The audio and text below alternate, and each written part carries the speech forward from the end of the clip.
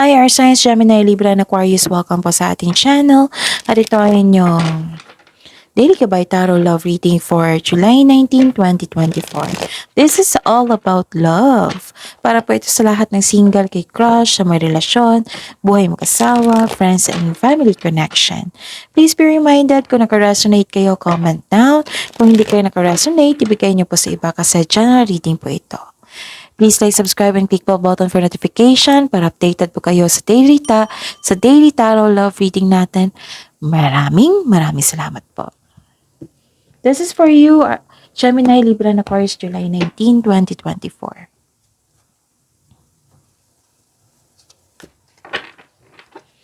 Spirits guide,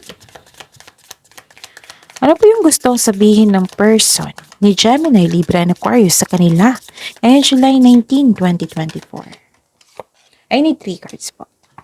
I never expected to fall in love with you so quickly.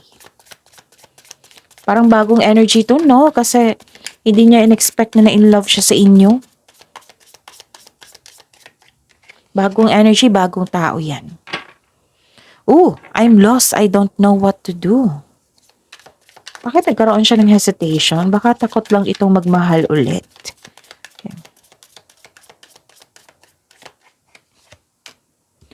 Baliw na baliw.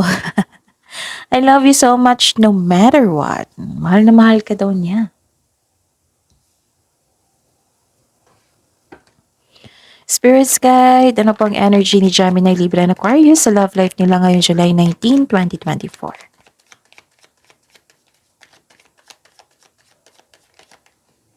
Kunin muna natin lahat ha, para tuloy-tuloy. And a clarification of this card po.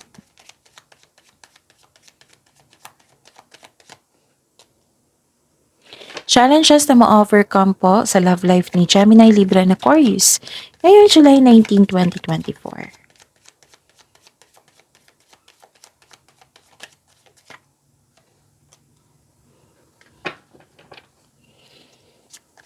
And the clarification of this card.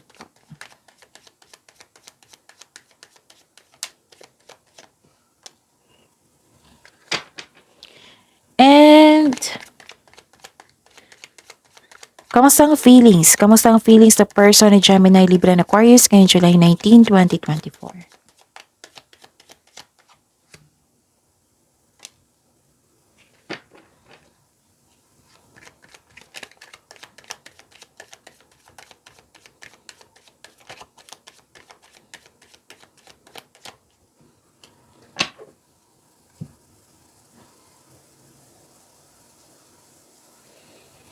Okay.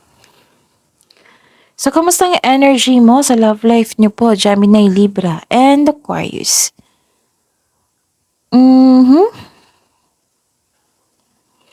May nakita ko dito drained kayo. Pwedeng drained kayong yung energy nyo sa party.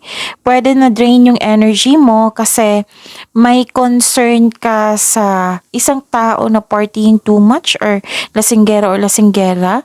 Pwedeng concern din ito sa, kasi may nakita kong tension sa isang tao dito dahil sa chismis na nagkaroon din ng boundary issues. So meaning to say, may yung hindi nagkaroon ng mabuting relasyon or connection. Okay? Tapos may concern dito sa nakipag-flirt, nakipag-inuman, nagkaroon ng affair. Yes. And nakita ko dito na nagkaroon ng choices and may ilan dito kakapasok lang ng relasyon. May ilan din dito sa mga single dito na makatagpo ka ng partner through travel. And some of you sa mga may relasyon sa buhay mag-asawa dito, magkakaroon kayo ng travel. Yes. Okay. And yung challenges na ma-overcome nyo is okay. Nakikita ko dito na nagkaroon ng healing. Parang hinahayaan mo yung isang sitwasyon na matapos. So remind yourself to let go and move forward. Para may bagong simula. Okay? Tapos, naging happy naman kayo dito kasi may healing. Right?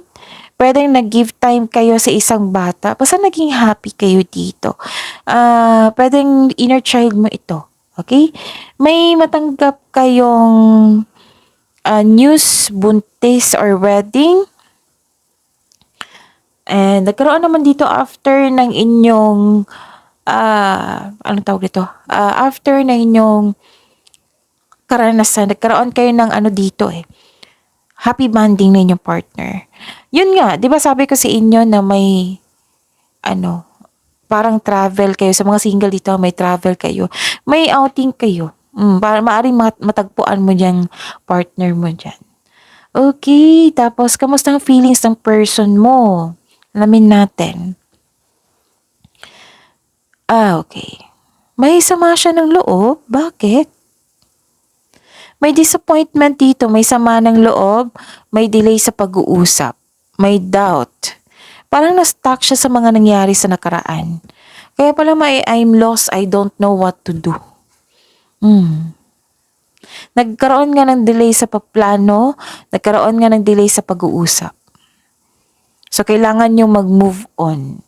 Accept and move on. Parehas kayo na stuck sa nakaraan, sa mga nangyari. Wala pa siyang confident dito, pero mahal ka niya. Oo. Dalawang card na kasi nagsabi dito na may doubt. Nagkaroon siya ng weakness ngayon. Naguguluhan po siya. Yes.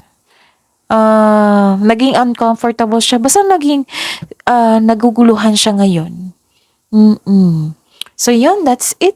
See you tomorrow, Gemini, Libra, and Aquarius. Please like, subscribe, and click bell button for notification para updated po kayo sa daily tarot reading natin. Maraming salamat po.